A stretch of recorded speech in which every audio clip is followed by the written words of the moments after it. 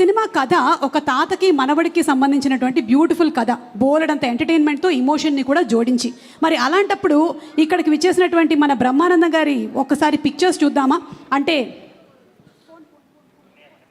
అంటే ముందుగా రాజా గౌతమ్తో మొదలు పెడదాం. రాజా గౌతమ్ కూర్చోండి. గౌతమ్, ఫస్ట్ మీ తాతగారి ఫొటోస్ చూద్దామా? అంటే సినిమాలో తాతగారు కాదు, ఒరిజినల్ తాతగారు. Let's have the picture please.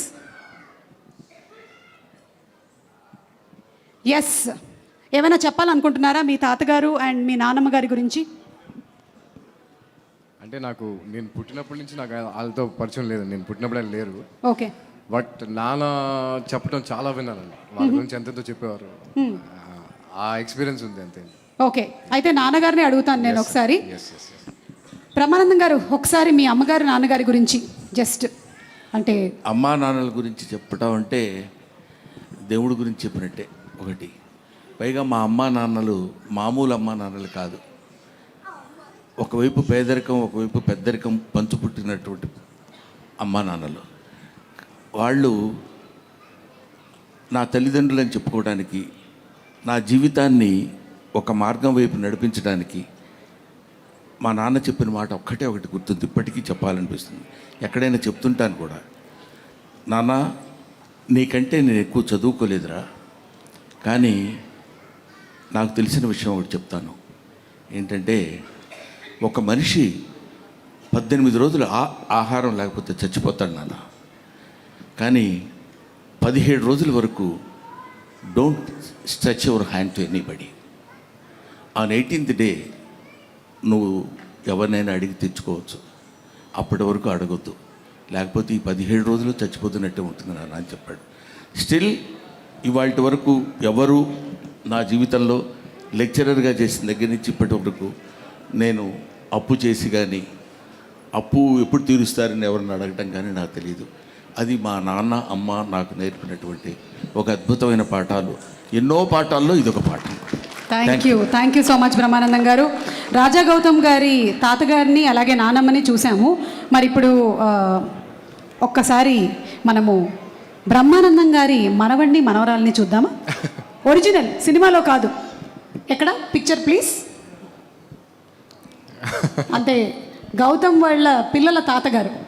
Sir, ఈ లైఫ్ ఎలా ఉంది సార్? మొన్ననే డిస్కస్ చేసాం మనం ఈ విషయం. వాళ్ళు చాలా మొహమాటం లేకుండా కొన్ని విషయాలు చెప్తారంట. ఏం చెప్తారు సార్? గుర్తుపెట్టుకున్నావా? బాగా గుర్తుపెట్టుకున్నాను సార్. ఇట్లాంటి బాగా గుర్తుంటాయి సుమా. అబ్బా సార్, ఒక్కసారి ఈరోజు చిరంజీవి గారికి చెప్పకుండాలాగా ఆయనకి చెప్పుకోవడానికే సగం ఉంటాయి. దాన్ని ఏమంటారు, ఏంటో ఆయన గురించి ఏదైనా మాట్లాడటానికి 40 ఏళ్ల క్రితం భయం పడిపోయింది. అవునా? 40 ఏళ్ల క్రితం ఏం భయం పెట్టారు? భయపెట్టడం అంటే ఏంట్రా అని కాదు. ఇప్పుడు నిన్ను చూడగానే రాజీవ్ భయపడుతుంటాడు చూడు, అలాగా. అంటే నీకు ఈజీగా అర్థమైపోయింది చూసినప్పుడు. అలాగా ఆయన is such a legendary personality.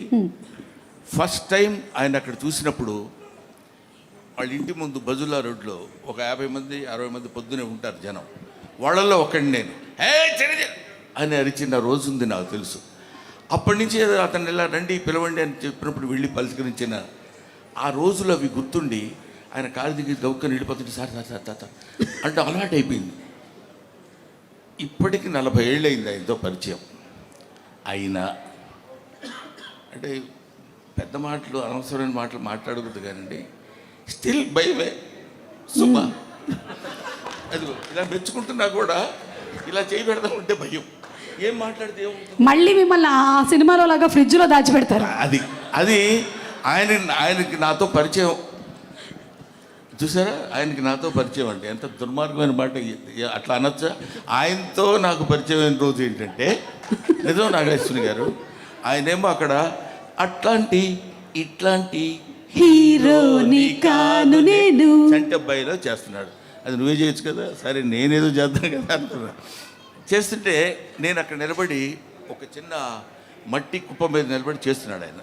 నేను ఇలా చూస్తున్నాను, యా అని అరుస్తున్నా. ఎవడాడు ఎవడు అదే అరుపులు, పక్క నుంచి పంపించండి అనగానే ఆయన అనటం ఓవర్ ల్యాప్లో ఒకడు చొక్కా పట్టుకుని నన్ను ఆనందంగా పక్కకి తీసుకెళ్ళాడు. అక్కడి నుంచి ఆడెప్పుడో పాపం చాలా ఇంట్రెస్ట్, అంటే అప్పటికి నా గెటప్ అదంతా చాలా వేరుగా ఉందిలేండి. అప్పుడే సత్యాగ్రహం అనే సినిమాలో చేస్తే అప్పుడు హెయిర్ ఉండేది, అప్పుడు లేదు. గుండుతోటి ఒక ఎర్ర చొక్కా ఒకటి వేసుకుని అక్కడ నిలబడితే వాళ్ళకి 1 2 3 4 స్టెప్స్ ఇవన్నీ ఉంటాయి కదా. ఆ తర్వాత చిరంజీవి గారిలో ఉన్న, అంటే మీరు ఏదో ప్రశ్న అడిగితే నేను ఏదో సమాధానం ఆ చెప్తాను. ఫోటో ఒకసారి మళ్ళీ ప్రెజెంట్ చేయండి అమ్మా. చెప్తా నేను పక్క 40 ఏళ్ళకి వెనక్కి వెళ్ళారు మీరు. వెళ్ళాను. మళ్ళీ 40 ఏళ్ళు నీకేం చెప్తాను, నువ్వేం కంగారు పడక్కర్లేదు. నాకు 40 ఏళ్ళు కూడా లేవు. ఫీల్ అవ్వక, నువ్వు అలా ఫీల్ అవ్వద్దు, దానికే ఉంది. ఇండస్ట్రీకి వచ్చాను అడుగుతున్నారు చిరంజీవి గారు. ఏమిటో 35 ఏళ్ళు వచ్చి ఉంటుందమ్మా ఇండస్ట్రీకి వచ్చి. సార్ మళ్ళీ వేరే టాపిక్ మన ఏజ్ ఎందుకు? నన్ను అసలు కదిలించొద్దు. అక్కడ స్టార్ట్ అయ్యి మళ్ళీ వెంటనే పాపం ఆ కుర్రాడిని నేను ఇలా అన్నానని దగ్గరికి పిలిచి, కాదు పోయి కొంచెం ఇట్లా చేస్తున్నప్పుడు డిస్టర్బ్డ్గా ఉంటుందమ్మా అందువల్ల అన్నానని చెప్పి ఆయన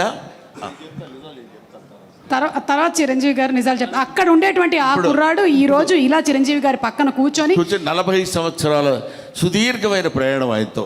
ఆ భయం ఎలా ఉంటుందని చెప్పడానికి మా నాన్న గురించి మీరు ఇప్పుడు అడిగారు, మా పిల్లల గురించి అది అలా ఉంటుంది అని చెప్పడానికి. వాడున్నాడు, ఎవడు మనవడి పేరు సార్? మనవడి పేరు పార్థ మిమ్మల్ని ఎలా భయపెడతాడు? మనవరాలు మీరా. ఓకే. పార్థ భయపెట్టడం ఉండదు, తాతగా అనుకుంటూ వస్తాడు, ఏదో మాట్లాడతాడు, ఏదో చెప్తాడు, అయిపోద్ది. ఒకసారి వాడు ఫోటోలు బాగా తీస్తాడు. వాడు వచ్చి రే నా ఫోటో తీ అని అంటే అలాగని కెమెరా పట్టుకున్నాడు. ఇలా అన్నాడు, అలా నవ్వద్దు మామూలుగా ఉండన్నాడు. నన్ను అలా అన్నాడు, ఎవడు లేడు అసలు. బ్రహ్మానందం గారు అంటే ఆనందంగా నవ్వుతారు, బ్రహ్మానందం గారు నవ్వు అంటాం కానీ నువ్వు నవ్వటం ఎందుకురా, నవ్వించన్నట్టు చిన్న ఎక్స్ప్రెషన్ ఇచ్చాడు. సరే, అది మనవడితోటి. మనవరాలు నిన్న ఇప్పుడు వచ్చింది, దాన్ని ఏమంటారు, ట్రైలర్లో నేను కొడతాను కదా. అవును. కొడుతున్నప్పుడు గప్ప పరిగెడు, ఎందుకు నాన్న తొత్తావు, నాన్న ఎందుకు తొత్తావు అది గట్టిగా. అది దానికి 2 years, వాడికేమో 5 years. దట్ ఈస్ నా మనవరాలతో నాకున్నటువంటి. అసలు కన్నా వడ్డీ ముద్దని ఊరికే అనరు, అందుకనే అంటారనమాట. Okay, so thank you. And అలాగే ఈరోజు ఈ కార్యక్రమానికి మనకి ముఖ్య అతిథిగా విచ్చేసినటువంటి చిరంజీవి గారి జీవితంలోకి ఒకసారి తొంగి చూస్తే, చిరంజీవి గారి తాతగారి ఫోటో ఒకసారి let's have the photo please. Chiranjeevi గారి తాతగారి పిక్చర్ ఇప్పటి వరకు నాకు తెలిసి మేమైతే చూడలేదండి, ఫస్ట్ టైం చూస్తున్నాం. అంజనీదేవి గారి father, the great personality Chiranjeevi గారు. ఒక్క వాక్యం వారి పేరు లేదంటే వారి గురించి చెప్పాలని రిక్వెస్ట్ చేస్తున్నాము, మీ చిన్ననాటి అనుభవాలు ఏదైనా. మా అమ్మగారి తండ్రి గారు రాధాకృష్ణ నాయుడు. ఆయన నెల్లూరు వాసి, కానీ మొగల్తూరులో సెటిల్ అయ్యి అక్కడ స్టేట్ ఎక్సైజ్ ఇన్స్పెక్టర్గా రిటైర్ అయ్యారు ఆయన. అండ్ ఆయన నీకు ఎవరు పోలికలైనా ఎవరి బుద్ధి అని రావచ్చు, కానీ ఆయన బుద్ధులు మాత్రం రాకూడదురా అనేవాళ్ళు. ఎందుకంటే ఆయన రసికుడు.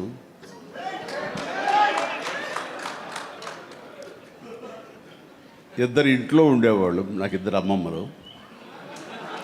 వీళ్ళిద్దరి మీద అలిగితే 3వ వ్యక్తి పాపం ఎవరో ఒక అన్నీ కోల్పోయినట్టు ఒక వ్యక్తి అనమాట, జాలిపోలేదు, ఆవిడకి అతి దగ్గర అయ్యారు ఆయన. అలా 3 మనకు తెలిసి 4, 5 ఉన్నాయేమో మనకు తెలియదు. అందుకని నువ్వు ఈ ఫిలిం ఇండస్ట్రీకి వెళ్తున్నావు, అవకాశాలు ఎక్కువ ఉంటాయి, జాగ్రత్త, ఆయన మాత్రం ఆదర్శంగా తీసుకోవద్దు అన్నారు. నేను తీసుకోలేదమ్మా. చిరంజీవి గారి తాతగారి గురించి తెలుసుకోవడం మాత్రమే కాదు, ఆయన చాలా దాన ధర్మాలు చేస్తారు, మంచి బుద్ధి వచ్చింది, అదొక్కటి కొంచెం అందిపుచ్చుకున్నాను. ఓకే, అయితే ఇప్పుడు రామ్ చరణ్ గారి తాతగారిని ఒకసారి చూద్దాము. రామ్ చరణ్ గారి తాతగారు అంటే చిరంజీవి గారి తండ్రి గారు. Photo please.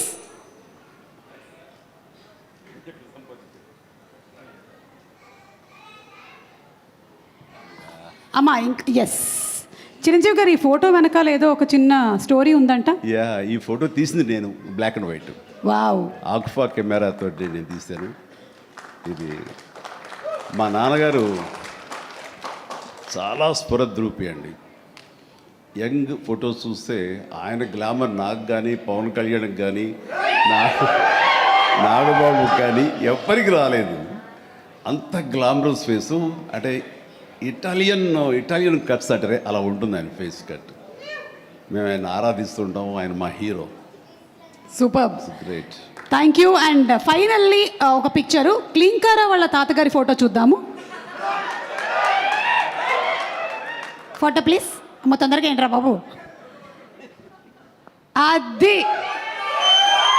మేము ఇంకా ఫేస్ స్పష్టంగా చూడలేదు కానీ విత్ ఆల్ ది మనవరాళ్ళు.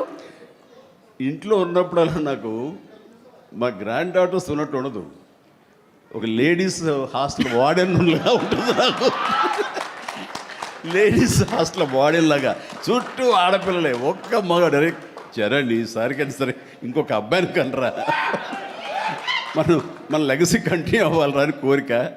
తనకి అసలు ఈ ముద్దు ఈ అమ్మాయి అంటేనే మళ్ళీ ఇంకో అమ్మాయిని అంటాడేమో నా భయం. Lovely kids.